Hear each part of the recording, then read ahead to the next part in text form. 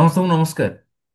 ଆଜି ଅର୍ଥାତ୍ ଅଗଷ୍ଟ ମାସର 29 ତାରିଖ କୋରାପୁଟ ଜିଲ୍ଲାର ଇତିହାସରେ ଏକ ବିଶେଷ ଦିନ।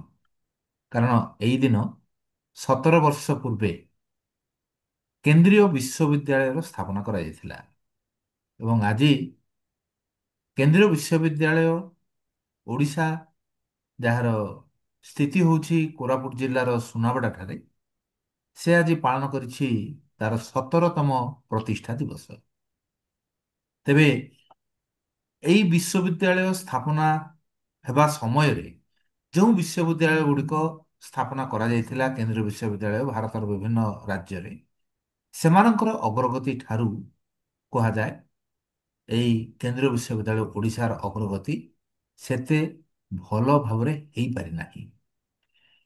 ନିରନ୍ତର ଭାବରେ ପରିବର୍ତ୍ତନ ଘଟିଛି ଏହାର କୁଳପତିଙ୍କର ପଦବୀ। ଅନେକ କୁଳପତି ଆସି ଏଥିରେ ଯୋଗଦାନ କରିଛନ୍ତି, କିନ୍ତୁ ତଥାପି ଅନେକ ସମସ୍ୟା ଭିତରେ ଦେଇ ଏହି ବିଶ୍ୱବିଦ୍ୟାଳୟ ଆଗକୁ ଚାଲିଛି। ଆମେ ଆଶା କରୁଛୁ ଯେ ଏଇ ଯେଉଁ ଅ, ପ୍ରତିବନ୍ଧକ ଗୁଡ଼ିକ ଥିଲା, ତାକୁ ଅତିକ୍ରମ କରି ଏହି ବିଶ୍ୱବିଦ୍ୟାଳୟ କେବଳ କୋରାପୁଟ ଜିଲ୍ଲା କାହିଁକି ସାରା ଓଡ଼ିଶା ପାଇଁ ଏକ ଲ୍ୟାଣ୍ଡମାର୍କ ହୋଇପାରିବ। ତେବେ ଏଇ ଯେଉଁ ଆମର ଆଶା ଆକାଂକ୍ଷା ଏସବୁ ରହିଛି, ସମସ୍ୟା ରହିଛି, ଏଗୁଡ଼ିକୁ ଦୂର କରି କିପରି ଆଗକୁ ଯିବା ତାକୁ ନେଇ ଆଜିର ଚର୍ଚ୍ଚା। ଏବଂ ଆଜିର ଚର୍ଚ୍ଚାରେ ଆମ ସହିତ ରହିଛନ୍ତି ସୁନାବେଡାରୁ ଇଞ୍ଜିନିୟର ସୁନୀଲ ବିଶ୍ୱାଳ। ତେବେ ସେ ଅତି ପାଖରୁ ଏହି ବିଶ୍ୱବିଦ୍ୟାଳୟକୁ ଦେଖିଛନ୍ତି ଏବଂ ବିଶ୍ୱବିଦ୍ୟାଳୟର ଅଗ୍ରଗତି ସହିତ ନିଜକୁ ସାମିଲ ବି କରିଛନ୍ତି। ତେବେ ତାଙ୍କର ବି ଅନେକ ସ୍ୱପ୍ନ ରହିଛି କୋରାପୁଟିଆ ଭାବରେ। ତେଣୁ ଏଇ ସବୁ ସ୍ୱପ୍ନକୁ ନେଇ ଆଜିର ଚର୍ଚ୍ଚା। ସୁନୀଲ ଭାଇ, ଆପଣଙ୍କୁ ଆମେ ସ୍ୱାଗତ କରୁଛୁ ରେଡ଼ିଓ କୋରାପୁଟକୁ ଏବଂ ଜାଣିବାକୁ ଚାହିଁବୁ ଆପଣଙ୍କର କ'ଣ ସ୍ୱପ୍ନ ରହିଛି ଏଇ କେନ୍ଦ୍ରୀୟ ବିଶ୍ୱବିଦ୍ୟାଳୟକୁ ନେଇ ଏବଂ କ'ଣ ସବୁ ସମସ୍ୟା ଦେଖୁଛନ୍ତି ଏବଂ କ'ଣ ସବୁ ସମ୍ଭାବନା ଦେଖୁଛନ୍ତି ଭାଇ। ସନ୍ତାକାର ଭାଇ ନମସ୍କାର। ଧନ୍ୟବାଦ ଏଭଳି ଗୋଟେ ଆଲୋଚନାରେ ମୋତେ ସୁଯୋଗ ଦେଇଥିବା ଯୋଗୁଁ।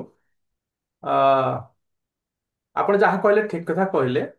ଏଇ ଯୋଉ ଆମର ଯୋଉ ବିଶ୍ୱବିଦ୍ୟାଳୟ କୋରାପୁଟ ଜିଲ୍ଲାର ଏଇ ଯୋଉ କେନ୍ଦ୍ରୀୟ ବିଶ୍ୱବିଦ୍ୟାଳୟ ସମ୍ପର୍କରେ ଆମ ସମସ୍ତଙ୍କର କୋରାପୁଟର ସମଗ୍ର କୋରାପୁଟ କାହିଁକି ସମଗ୍ର କେବିକା ଅଞ୍ଚଳର ବାସୀଙ୍କର ଏଇଟା ଗୋଟେ ଦୀର୍ଘ ଦିନର ସ୍ୱପ୍ନ, ଆମର ଏ ଯୋଉ କେନ୍ଦ୍ରୀୟ ବିଶ୍ୱବିଦ୍ୟାଳୟ। ତେବେ ମୁଁ ବି ଏଥିରୁ ବାଦ ପଡ଼ିବି ନାହିଁ। ମତେ ଲାଗେ ଯେ କେନ୍ଦ୍ରୀୟ ବିଶ୍ୱବିଦ୍ୟାଳୟ ଏମିତି ଗୋଟେ ସ୍ତରକୁ ଯିବା ଉଚିତ ଯୋଉ ସମୟରେ କି ଅ, ଭାରତ କାହିଁକି ସମଗ୍ର ବିଶ୍ୱରେ କେନ୍ଦ୍ରୀୟ ବିଶ୍ୱବିଦ୍ୟାଳୟ ଦ୍ୱାରା ତାଲିମ ପ୍ରାପ୍ତ ଛାତ୍ରଛାତ୍ରୀ ମାନେ ଗୋଟେ ନିର୍ଣ୍ଣାୟକ ଭୂମିକାରେ ଅବତୀର୍ଣ୍ଣ ହେବେ। ଏମିତି ଗୋଟେ ମୋର ଗୋଟେ ସ୍ୱପ୍ନ ଅଛି। ଯେମିତି ଆଜି ଆମେ କଥା କଥାରେ ଅ, କେମ୍ବ୍ରିଜ ଅକ୍ସଫୋର୍ଡ କଥା କହୁଛୁ, ସେମିତି କାହିଁକି ହେଇପାରିବ ନାହିଁ? ଶିକ୍ଷାର କୌଣସି ସୀମା ନାହିଁ। ମାନେ ଶିକ୍ଷା ପ୍ରଦାନରେ ଯୋଉ ଅ, ବ୍ୟବସ୍ଥା ସେଥିରେ କୌଣସି ସୀମା ନାହିଁ। ମାନେ ମନ ଯେତେ ଦୂର ଚିନ୍ତା କରିପାରିବ, ଆମେ ସେତିକି ଦୂର ଭଲ କାମ କରିପାରିବା ଗୋଟେ ପରିବେଶ ହିସାବରେ। ତେବେ ମୋ ମତରେ ଗୋଟେ ବିଶ୍ୱବିଦ୍ୟାଳୟର କେତେ ଗୁରୁତ୍ୱପୂର୍ଣ୍ଣ ଭୂମିକା ଅଛି ଏବଂ ଆଜି ଆମେ ଯୋଉଟା ଆଲୋଚନା କରୁଛନ୍ତି ଯେ କୋରାପୁଟରେ କେନ୍ଦ୍ରୀୟ ବିଶ୍ୱବିଦ୍ୟାଳୟର କ'ଣ ଭୂମିକା ହେଇପାରେ। ଅ, ଆମେ ସକାଳେ କଥା ହେବା ପରେ ମୁଁ ଦିନ ସାରା ମନ ଭିତରେ ଆକୁ ଚିନ୍ତା କରୁଥିଲି ଯେ କ'ଣ ହେଇପାରେ। ଯଦି ଆଲୋଚନାରେ ବିକ୍ଷିପ୍ତ ଭାବେ ଆମେ ଅନେକ କଥାବାର୍ତ୍ତା ହଉଛୁ, କିନ୍ତୁ ଯଦି ଆମେ ସାମଗ୍ରିକ ଭାବରେ ଗୋଟେ ଆଲୋଚନାରେ ବସିବା, ତାହେଲେ ମତେ ଲାଗୁଛି ପ୍ରଥମ କଥା ହଉଛି ଯେ ଗୋଟେ ବିଶ୍ୱବିଦ୍ୟାଳୟ ହଉଛି ଗୋଟେ ଶୈକ୍ଷିକ କେନ୍ଦ୍ର, ଶିକ୍ଷାୟତନ। ତେଣୁ ପ୍ରଥମ କଥା, ଛାତ୍ରଛାତ୍ରୀ ମାନେ ଏଠି ଉଚ୍ଚ ଶିକ୍ଷା ଲାଭ କରିବା ପାଇଁ ଆସିବେ। ଏଇଟା ତ ପ୍ରତ୍ୟେକ ବିଶ୍ୱବିଦ୍ୟାଳୟରେ ହବ ହିଁ ହବ।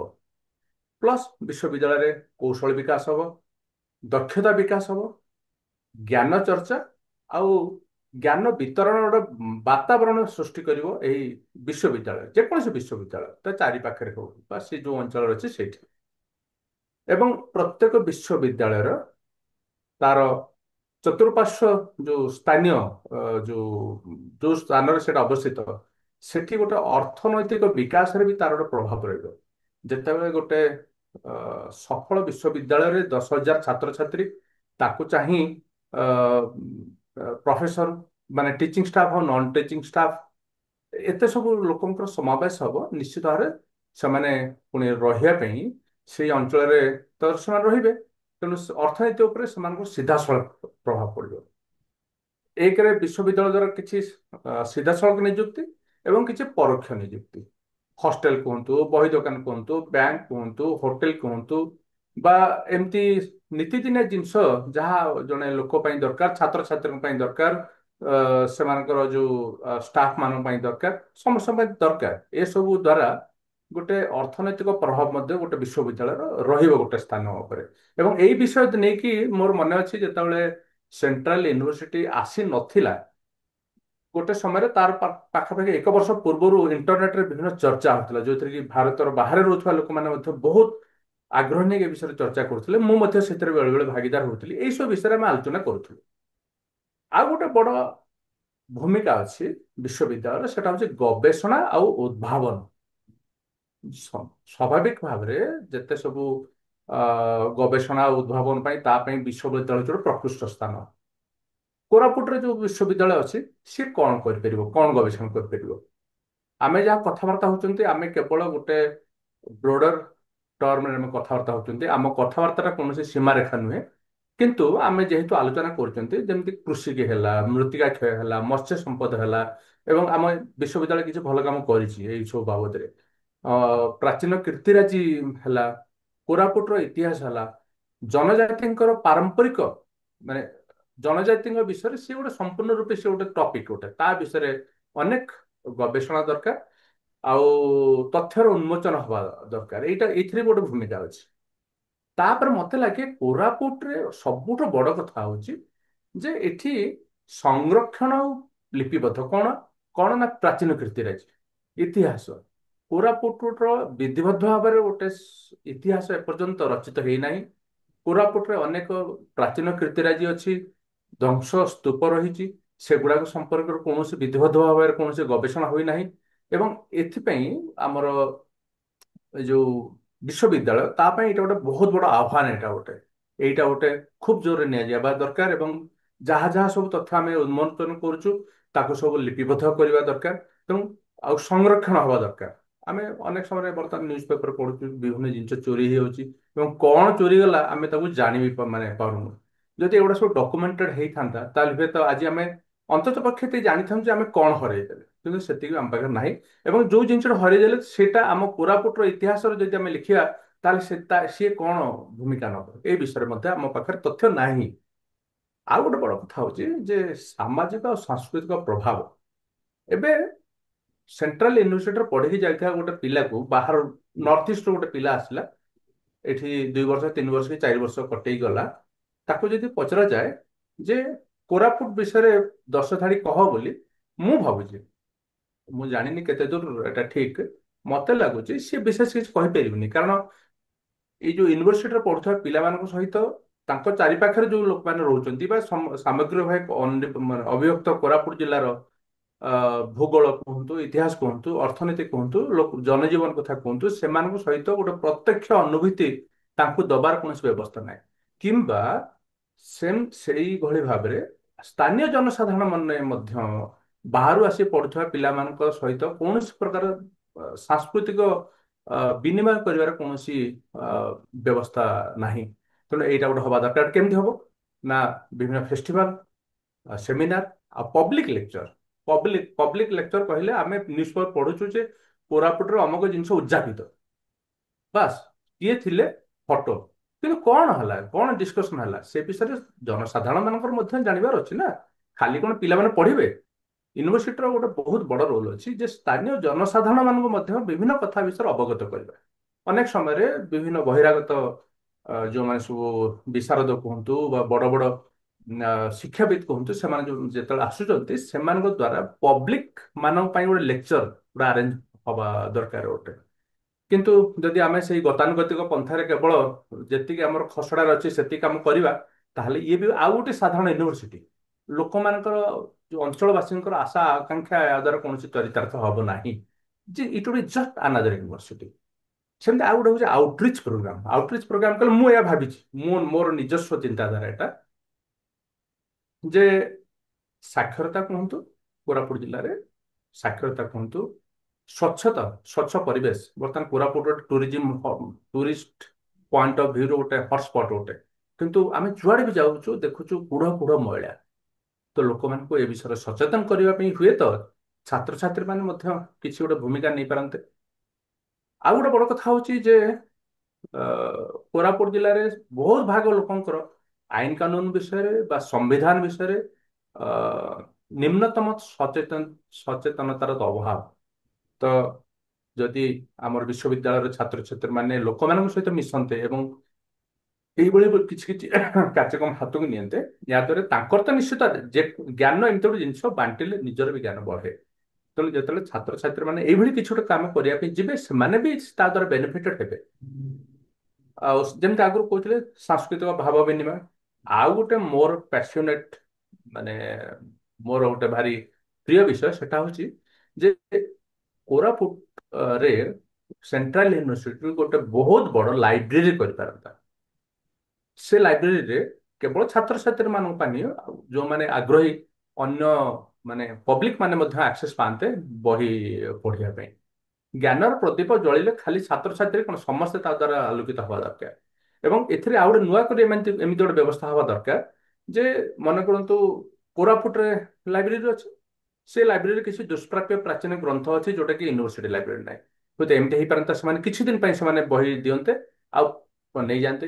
ଇଭେନ୍ ଇଣ୍ଡିଭିଜୁଆଲ ମନେ କରନ୍ତୁ ମୋ ପାଖରେ ଅଛି ପଠାଣି ସାମନ୍ତଙ୍କର ସିଦ୍ଧାନ୍ତ ଦର୍ପଣ ଅଛି, ମୁଁ ତାକୁ 6 ମାସ ପାଇଁ ୟୁନିଭର୍ସିଟିର ଲାଇବ୍ରେରୀରେ ଡିସପ୍ଲେ କରିବାର ବନ୍ଦୋବସ୍ତ କରିବି, 6 ମାସ ପରେ ମୋ ବହି ମୁଁ ନେଇ ଆସିବି। ଏମିତି ଗୋଟେ ହେଇପାରେ, ମାନେ it may sound little out of box, but Koraput ଭଳିଆ ଗୋଟେ ଅନଗ୍ରସର ଜିଲ୍ଲାରେ ଯଦି କାମ କରିବା ପାଇଁ ଚାହିଁବା ଏମିତି ଗୁଡାଏ ଆଉଟ୍ ଅଫ୍ ବକ୍ସ କାମ କରିବା ପାଇଁ ପଡିବ।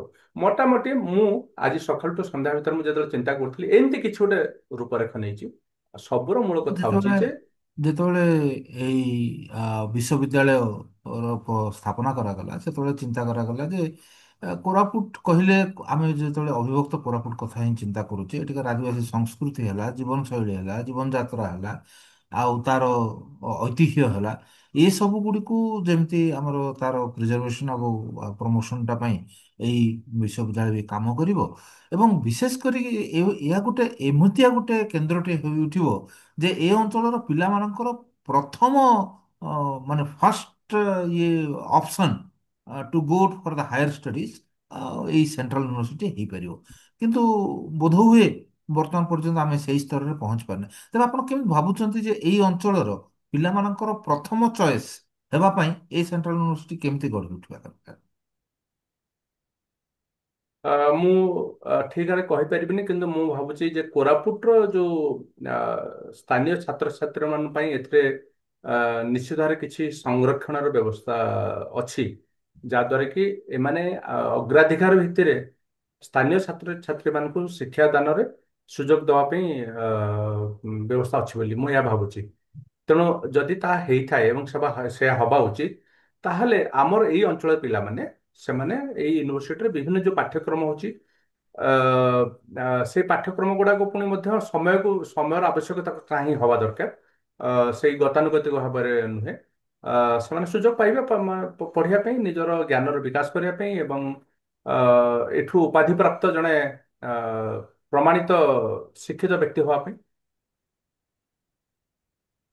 ସୁନୀଲ ଭାଇ, ଆପଣଙ୍କ ସହିତ କଥାବାର୍ତ୍ତା କରି ଆମେ ନିଶ୍ଚିତ ଭାବରେ ନୂତନ ସ୍ୱପ୍ନ ଦେଖିବାରେ ସାକାର ହେବା, ଏହା ନିଶ୍ଚିତ ଭାବରେ ସମ୍ଭବ ହୋଇପାରିବ।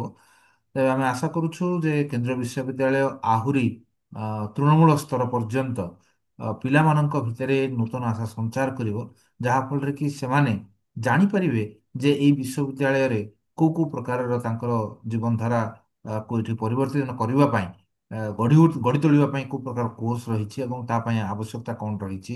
ତେଣୁ ଆହୁରି ଅଧିକାରୁ ଅଧିକା ଗ୍ରାସରୁଟ୍ ଲେଭେଲରେ, ଗାଁ ଗହଳିରେ ପିଲାମାନଙ୍କର ବିଦ୍ୟାଳୟ ସ୍ତରରୁ ଯେଉଁ ସ୍ୱପ୍ନ ଦେଖିବା, ଗୋଟେ ପିଲାଟେ ସ୍ୱପ୍ନ ଦେଖେ ଉଚ୍ଚଶିକ୍ଷା ପାଇଁ ବିଦ୍ୟାଳୟ ସ୍ତରରୁ। ତେଣୁ ବିଦ୍ୟାଳୟ ସ୍ତର ପର୍ଯ୍ୟନ୍ତ ପହଞ୍ଚିବା ଯେଉଁ ଏକ ଧାରା ସୃଷ୍ଟି କରିଥିଲେ କିଛି ଭାଇସ୍ ଚାନ୍ସେଲର, କିନ୍ତୁ ତାହା ସଫଳ ହୋଇପାରେ ନାହିଁ ବର୍ତ୍ତମାନ ପର୍ଯ୍ୟନ୍ତ। ତେଣୁ ତାକୁ ଆହୁରି ଅଧିକା ବ୍ୟାପକ କରିବାର ଆବଶ୍ୟକତା ରହିଛି।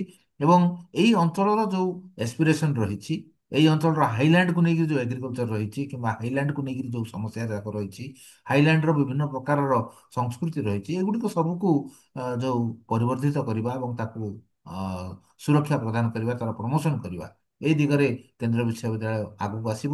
ଏବଂ ନିଶ୍ଚିତ ଭାବରେ ଅ, କୋରାପୁଟର ଗର୍ବ, ସମସ୍ତେ କୋରାପୁଟର ଏଇ ବିଶ୍ୱବିଦ୍ୟାଳୟକୁ ନେଇ ଗର୍ବ କରିବେ ଏବଂ ଏହା ହେଉଛି ସମସ୍ତଙ୍କର ଏହା କେବଳ କିଛି ଲୋକଙ୍କର ନୁହଁ କିମ୍ବା ସରକାରଙ୍କର ନୁହଁ, ଏହା ହେଉଛି କୋରାପୁଟ ବାସୀଙ୍କର, ନିଶ୍ଚିତ ଭାବରେ। ବାସୀଙ୍କର।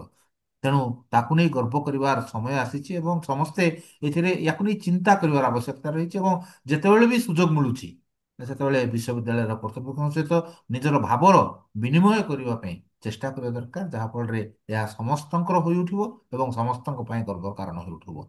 ତେଣୁ ଆଜି 17ତମ ପ୍ରତିଷ୍ଠା ଦିବସ ଅବସରରେ ଆମେ ସମସ୍ତେ ଏଇ କୋରାପୁଟିଆ ଭାବରେ ହଉ, ଓଡ଼ିଶାର ଜନସାଧାରଣ ଭାବରେ ହଉ, ଭାରତୀୟ ନାଗରିକ ଭାବରେ ହଉ, ଆମେ ଏଇ ବିଶ୍ୱବିଦ୍ୟାଳୟର ଉତ୍ତରୋତ୍ତର ଉନ୍ନତି କାମନା କରୁଛୁ, ଯାହାଫଳରେ ଏହା ଆମର ଗର୍ବର କାରଣ ହୋଇପାରିବ ଭବିଷ୍ୟତରେ।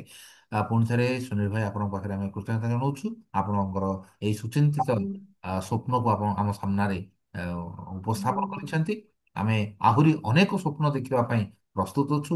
ଆପଣ ଯଦି ଆପଣଙ୍କର ସେଇ ସ୍ୱପ୍ନକୁ ଆମ ସହିତ ବାଣ୍ଟିବାକୁ ଚାହାନ୍ତି, ତେବେ ନିଶ୍ଚିତ ଭାବରେ ଆମ ସହିତ ସେୟାର କରନ୍ତୁ ଏବଂ ଆମେ ଏଇଭଳିଆ କଥାବାର୍ତ୍ତା କରିବା ମାଧ୍ୟମରେ କେନ୍ଦ୍ରୀୟ ବିଶ୍ୱବିଦ୍ୟାଳୟ ଏକ ସୁନ୍ଦର ବିଶ୍ୱବିଦ୍ୟାଳୟ ହୋଇଉଠୁ, ଏ ସମସ୍ତେ ଏକ ସାମୂହିକ ଭାବରେ ଆମେ ଚେଷ୍ଟା କରିବାର ଆବଶ୍ୟକତା ରହିଛି। ଆଉ ପୁଣି ଥରେ ସମସ୍ତ ଶ୍ରୋତାଙ୍କୁ ଆମେ କୃତଜ୍ଞତା ଜଣାଇ ରେଡ଼ିଓ କୋରାପୁଟ ପାଇଁ ମୁଁ ଆଜି ବିଦାୟ ନେଉଛି ଏଇଠାରୁ। ପୁଣି ଥରେ ଆଉ ଏକ ଏପିସୋଡରେ ଆପଣଙ୍କ ସହିତ ଦେଖା ହବ। ସେଥି ପର୍ଯ୍ୟନ୍ତ ସିଏ ସାନ୍ତାକରକୁ ବିଦାୟ ଦିଅନ୍ତୁ। ନମସ୍କାର।